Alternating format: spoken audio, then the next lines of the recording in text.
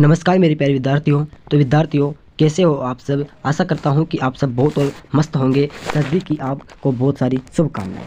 सर्दी बहुत अच्छी पड़ रही है साथियों आजकल। ओके साथियों, छोड़ो इस बात को, चलो हम बढ़ते हैं आगे हमारे हिंदी साहित्य की ओर। तो क्लास 12 हिंदी साहित्य 2025 की न्यू क्लासेस शुरू हो चुकी है साथियों, 30 तारीख से। बिल्कुल साथियों, तो हमने पहले सबसे पहले काव्य गुण देख लिए हैं और आज हम देखेंगे काव्य दोष पार्ट 1 है साथियों। पार्ट 1 में हम 5 दोष देखेंगे साथियों।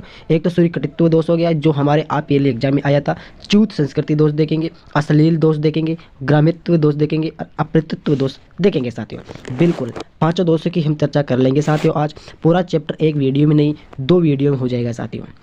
क्लियर हो साथियों। बिल्कुल YouTube channel exam study channel पर आपको देखने को मिल जाएगा। यदि आपको PDF प्रोवाइड चाहिए तो बिल्कुल आपको इस नंबर पर आपको मैसेज करना है साथियों। बिल्कुल बिल्कुल साथियों, बिल्कुल 50 रुपये में आपको सीरीज मिल जाएगी साथियों। याद रखना है, बिल्कुल 50 रुपये में साथियों।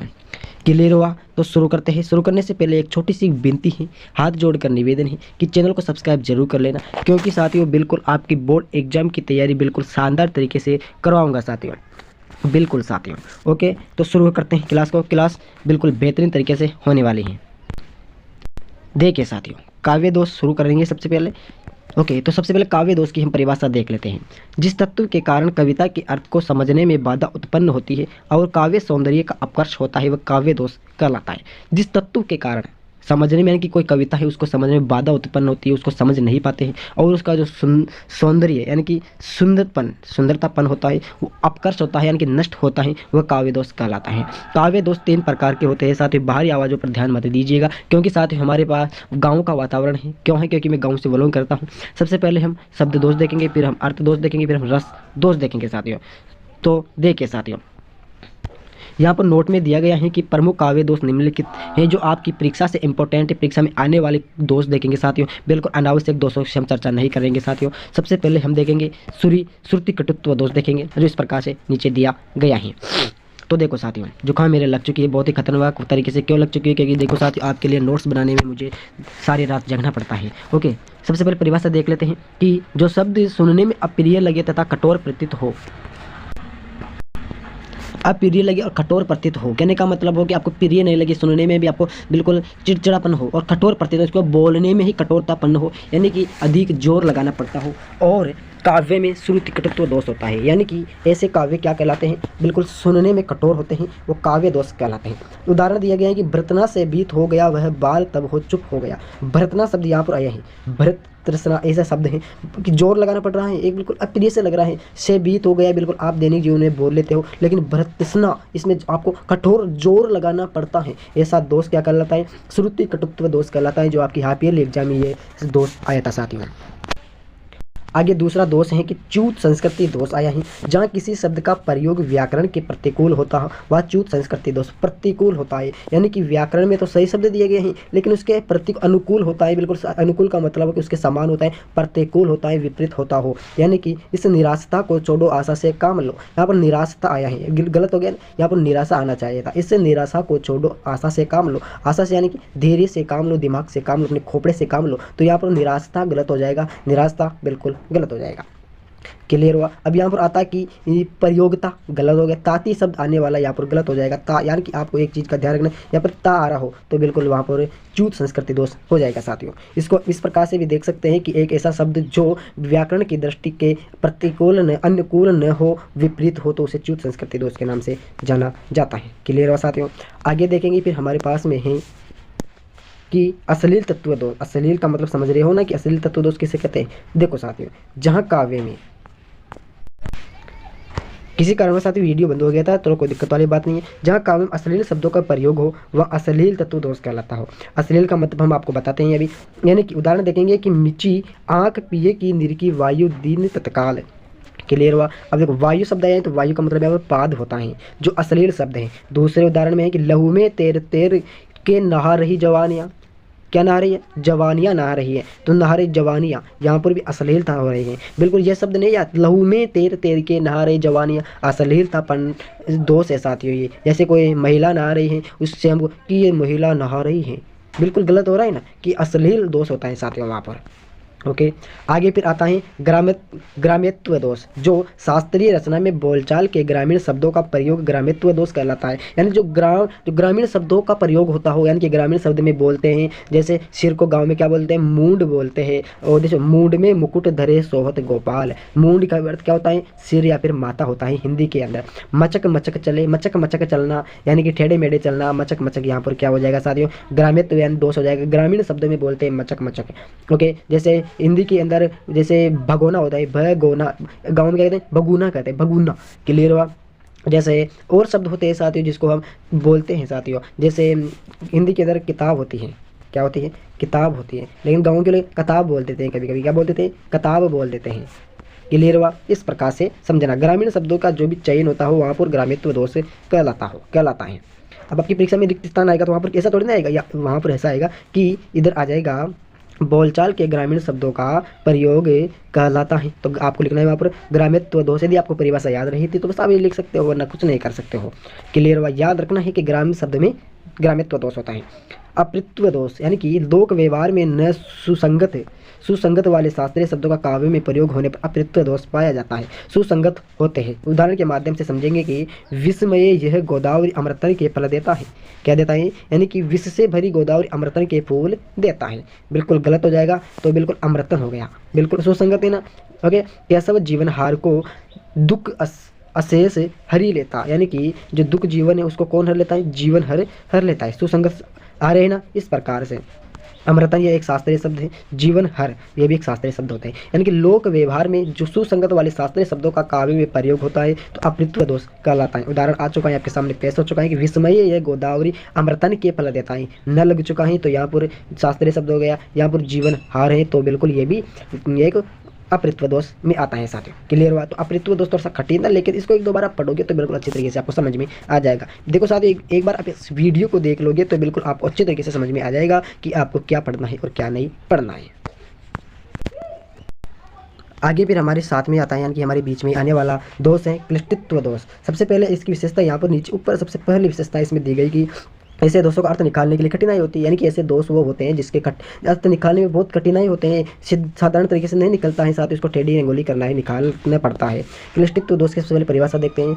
ज्योतिष शास्त्र में निर्दिष्ट ऐसी विचारधारा जिसका अर्थ गुणा भाग करके अलग अलग निर्धारित होता है, क्लिष्टित्व दोष कहलाता है। यानी कि एक ऐसा दोष होता है जिसमें गुणा भाग करते हैं तो क्लिष्टित्व दोष गुणा भाग करना पड़ता है। नोट दिया गया है कि इस दोष में जोड़ बाकी गुणा भाग को जोड़ा हुआ आधा किया जाता है, यानी कि जोड़ भाग करके उसको आधा किया जाता है। यहाँ पर क्लिष्टित्व दोष होता है। बस आपको कुछ भी याद नहीं रखना है, क्लिष्ट दोष आ चुका है। वहाँ पर आपको क्या करना है, क्लिष्ट आपके एग्जाम में 2 नंबर का क्वेश्चन आ सकता है, 3 नंबर का क्वेश्चन आ सकता है। क्लिष्ट दोष को उदाहरण से स्पष्ट कीजिए। तो क्लिष्ट दोष में आपको लिखना है कि ऐसा दोष जिसमें गुणा भाग करते हैं और गुणा भाग करने पर उसको आधा करते हैं या फिर जोड़ा जाता है तो वहाँ क्लिष्टव दोष कहलाता है। उदाहरण से समझना है, बिल्कुल साधारण तरीके से आपको समझ में आ जाएगा साथियों। देखो यहाँ पर आ चुका है कि नखत वेद ग्रह जोरी अर्ध करी को बरजे हम खाते। तो नखत का यहाँ पर नक्षत्र है, 27 नक्षत्र, वेद 4 वेद होते हैं, ग्रह 9 होते हैं, जोरी यानी कि जोड़ना 40 हो गया, अर्ध यानी कि आधा 20 हो गया, करी करे, को तो को हो गया, बर्जे यानी कि मना करना। ओके। हम तो हो गया, खात यानी कि खाना। ओके। गोपियाँ यानी कि जो गोपियाँ हैं वो कहती हैं कि हम नक्षत्रों को वेदों को जो ग्रह को जोड़कर आधा करके उसको खा लें। ओके। बस ये कहना चाहती हैं। ओके। आगे दूसरा उदाहरण है कि हंसवाहिनी पति पिता दल समान है नैन। तो यहाँ पर दिया गया है कि हंसवाहिनी का मतलब सरस्वती और हंसवाहिनी का मतलब सरस्वती हो गया साथियों। दूसरा आया ही हंसवाहिनी पति, तो यहाँ पर हो चुका है ब्रह्मा। और तीसरा आया ही साथियों यहाँ पर हंसवाहिनी पिता, तो यहाँ पर उसका मतलब कमल हो गया। दल समान, दल यानी कि मिट्टी के समान है वह नैन, तो किसका है, यानी कि सरस्वती पिता मिट्टी के समान उसकी आंखें हैं तो ब्रह्मा की है साथियों। नोट कमल के समान पत्ते या फिर कमल के पत्तों के समान ब्रह्मा जी हैं साथियों। इस प्रकार से आपको समझना है। बिल्कुल कठिन है ना, निकल नहीं रहा, कैसे निकाले। हंसवाहिनी पति पिता दल समान है नैन, यानी कि कमल के पत्तों के समान है, कमल के पत्तों के समान के अर्थ नहीं निकल रहा, ऐसे शब्द होते हैं, क्लिष्टित्व दोष कहलाता है साथियों। क्लियर हुआ। इस प्रकार से बिल्कुल छोटे छोटे शब्दों में समझना है, बिल्कुल धीरे धीरे से वीडियो को आसानी से बिल्कुल कम करके देखना है साथियों। क्लियर हुआ। आगे आता है 7 नंबर का आता है साथियों हमारे पास में नवीन पदत्व दोष। इससे स्पष्ट हो रहा है कि नवीन नया पद होता है वह दोष कहलाता है। इसको हम न्यून पदत्व दोष भी कहते हैं साथियों। ओके, जिस काव्य रचना में किसी शब्द या पद की कमी रह जाए तो न्यून पदत्व दोष कहलाता है। यानी कि एक ऐसा काव्य होता है जिसमें क्या तो किसी शब्द की या फिर किसी पद की कमी हो जाए तो वहाँ पर न्यून पदत्व दोष कहलाता है। जैसे यहाँ पर आया है कि दुर्योधन मन में वर्षों से वह पल रही जो इस युद्ध में प्रकट हुए। यानी कि दुर्योधन के मन में एक ऐसी कुछ वर्षों से बात पल रही है या फिर खटक रही है जो उसके मन में बाहर प्रकट नहीं हुई है। यानी कि दुर्योधन के मनों के शब्दों की कमी है। बिल्कुल किसका कमी है? प्रकट नहीं हो रहे हैं। दुर्योधन के जो भी शब्द हैं उसके मन में छिपे हुए हैं लेकिन बाहर प्रकट नहीं हो रहे हैं मेरे प्यारे साथियों। बिल्कुल आया समझ में? बिल्कुल छोटे छोटे शब्दों में आपको देख रहे हैं। नवीन पदत्व दोष, न्यून पदत्व दोष के बारे में बात चल रही है साथियों। क्लियर हुआ? तो बिल्कुल यानी कि जिस काव्य में रचना में किसी शब्द की या फिर किसी पद की, तो बिल्कुल यहाँ पर शब्दों की कमी है, शब्द की या फिर शब्दों की, तो यहाँ पर दुर्योधन के मनों की शब्दों की कमी है साथियों। ओके, मन के शब्दों की, उसके जो भाव मन के अंदर मचल रहे हैं युद्ध में, तो उसकी कमी थी साथियों। उदाहरण में बताया गया है कि दुर्योधन मन में वर्षों से वह बात पल रही है जो इस युद्ध में प्रकट नहीं हुई है। क्लियर हुआ? बिल्कुल। ओके, आगे आता है फिर अधिक पदत्व दोष, जो बिल्कुल अच्छा दोष है, बिल्कुल सरल दोष है। यानी कि अधिक पदत्व यानी कि पद में अधिक शब्दों की जरूरत नहीं है लेकिन अधिक पद आ रहे हैं, अधिक शब्द आ रहे हैं। यानी कि जहाँ काव्य में आवश्यकता से अधिक पद या फिर शब्दों का प्रयोग किया जाता हो तो वह अधिक पदत्व दोष कहलाता हो। ओके, यहाँ पर एक विंध्याचल पर्वत पर गया। ओके, कि कहने आया कि आवश्यकता वहाँ पर थी, वह विंध्याचल पर्वत पर गया। यहाँ पर वह विंध्याचल, तो विंध्याचल तो आगे कोई दिक्कत वाली बात। पर्वत की क्या सभी जानते हैं कि विंध्याचल एक पर्वत है मेरे प्यारे साथियों। क्या है? विंध्याचल एक पर्वत है, सभी को पता है ना, है ना, सबको पता। तो वह विंध्याचल पर गया, आसानी से हम पता लगा सकते हैं कि पर्वत पर गया, यानी कि पर्वत की आवश्यकता की आवृत्ति अधिक हो रही है साथियों। क्लियर हुआ? जैसे हम कह सकते हैं कि राम जयपुर से आया। क्लियर हुआ? सभी को पता है कि जयपुर रह रहा है लेकिन से आया, तो जयपुर की आवृत्ति हो रही है कि राम से आया, राम से आया। गलत हो ये यार, वाकई गलत है साथियों। हाँ, इस प्रकार से हो सकता है कि राम घर से जयपुर गया। ओके, क्लियर हुआ? यहाँ पर घर से आवृत्ति ज़्यादा, घर की आवृत्ति ज़्यादा। राम जयपुर गया, कहाँ से जाएगा? घर से ही तो जाएगा। इसलिए इस प्रकार से समझा करो कि वह विंध्याचल पर्वत पर गया, तो पर्वत को सबको पता है कि विंध्याचल एक पर्वत है। या फिर इस प्रकार से भी हो सकता है साथियों, राम घर से जयपुर शहर में गया। ओके, तो राम घर से जयपुर गया, इस प्रकार से बताइए। जयपुर तो सबको पता है कि जयपुर एक शहर है साथियों। इस प्रकार से समझना है, बिल्कुल छोटे छोटे तरीके। आगे साथियों 9 नंबर का आता है फिर हमारे पास में अक्रमत्व दोष। क्या आता है? अक्रमत्व दोष आता है। जब वाक्य में पदों का कर्म व्याकरण की दृष्टि से सही नहीं हो वह अक्रमत्व दोष कहलाता है। यानी कि अक्रमत्व दोष यानी कि कर्म सही नहीं हो, कि मना कर, यानी कि नहीं, कर्म सही नहीं है। ओके, ऐसे काव्य या फिर ऐसे पद जिसमें व्याकरण की दृष्टि से सही क्रम नहीं हो तो वह अकर्मक दोष कहलाता है। उदाहरण से देखेंगे कि हम उदाहरण के प्रयोग लेंगे कि विश्व मिलते नहीं वीर भीम के समान। विश्व मिलते नहीं है वीर भीम के समान, गलत हो गया ना। इसमें आ सकता है कि विश्व मिलते नहीं है वीर भीम के समान। क्लियर हुआ? गलत हो गया ना। यहाँ पर आना चाहिए था, ये फर्स्ट नंबर पर आना चाहिए था। ये फर्स्ट नंबर पर पढ़ेंगे हम, ये सेकंड नंबर पर पढ़े। वीर भीम के समान विश्व मिलते नहीं है, यहाँ पर पूर्ण विराम लग गया, यहाँ पर ये लग गया। गलत हो गया ना कि वीर भीम के समान विश्व मिलते नहीं है। क्लियर हुआ? उसके समान नहीं मिलते हैं या फिर विश्व मिलते नहीं वीर के समान। ये प्रश्न के समान सबसे पहले तो भीम आया था यहाँ पर, कि विश्व तो बाद में आया था। क्लियर हुआ? विश्व या फिर विश्व आया था पहले, विश्व बाद में आया था, वीर भीम सबसे पहले आया था साथियों। ओके, बिल्कुल छोटे छोटे टुकड़ों में पढ़ना है कि ये कैसा आएगा, कर्म में जमाना है। आपको उदाहरण और बता दूंगा कमेंट करोगे तो साथियों। आगे लास्ट आता है 10वां आता है कि इसका काला कर लेते हैं साथियों, ब्लैक में ले लेते हैं कि दुष्कृत्व दोष। जहाँ शास्त्र अथवा लोक मान्यता के अनुसार दो का कर्म नहीं हो वहाँ दुष्कृत्व दोष कहलाता है। उदाहरण से देखेंगे, ऐसे समझ में नहीं आएगा। नरप मोको ही दीजिए अथवा मत गजेंद्र। जहाँ शास्त्र अनुसार दो का कर्म नहीं हो, यानी कि दो का कर्म नहीं हो लेकिन फिर भी दो पद का प्रयोग ले रहे हैं तो दुष्कृत्व दोष होगा। नरप मोको ही यानी कि राजा कह रहा है कि मुझे हाथी दे दो, हाथी नहीं तो घोड़ा दे दो, या फिर घोड़ी, कुछ भी मांग लेता है वो तो। ओके, यानी कि राजा को सबसे पहले क्या मांगना चाहिए था साथियों? घोड़ा मांगना चाहिए, लेकिन वो क्या मांग रहा है? हाथी मांग रहा है।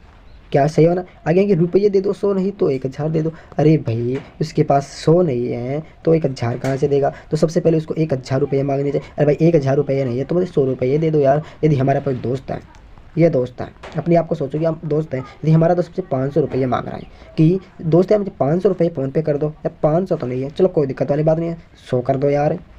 ओके, इस प्रकार से अब डायरेक्ट आप 100 क्या 100 मांग रहे हो, ये 100 तो नहीं है। चलो कोई दिक्कत वाली बात नहीं, 1000 रुपये कर दो यार, गलत हो गया ना। इस प्रकार से दुष्कर्मत्व दोष इस प्रकार से होता है साथियों कि जो चीज़ पहले मांगनी चाहिए थी वो आप बाद में मांग रहे हो, गलत हो गया ना साथियों। इस प्रकार से आपको इसमें दुष्कर्मत्व दोष कहलाता है।